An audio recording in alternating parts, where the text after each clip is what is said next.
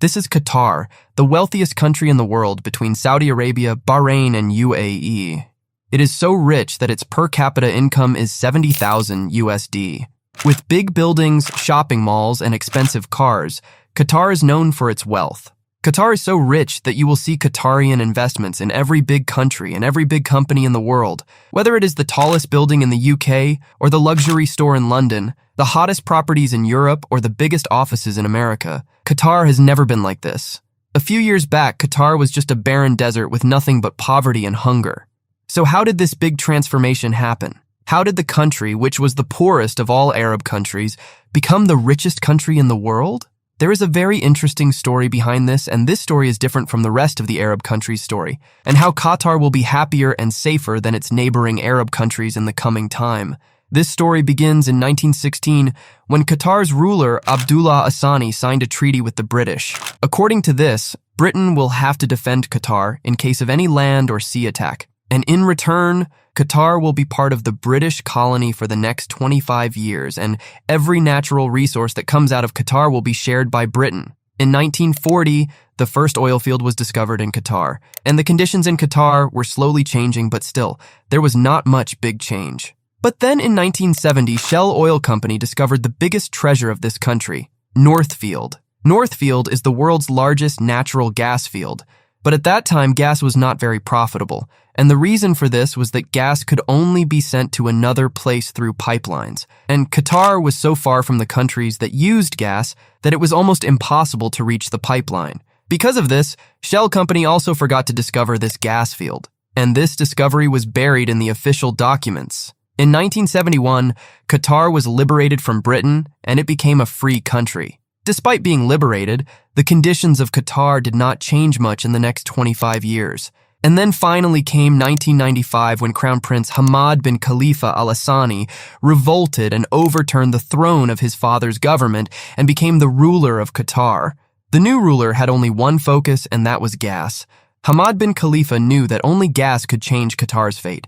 That is why he invested in a very rare technology. Liquefaction is a technology in which gas is converted into liquid form to be sent to other countries in ships like oil. In this process, the gas has to be kept cool at minus 161 degrees. In this process, Qatar made all the investments. Today, it is the biggest exporter of LNG. Countries importing gas from Qatar, including Japan, India, China, South Korea, and Spain, billions of dollars started coming to Qatar. But this was only a small part of the equation in the fate of Qatar. Because natural resources are with many countries even exploit them. But the real problem is to use the money that comes from those resources. Otherwise, the consequences of Venezuela and Angola are right in front of us. This is the place where Qatar took over the rest of the countries. In 2005, Qatar made a company under the name of Qatar Investment Authority, the purpose of which was to invest the money coming from oil and gas in the whole world.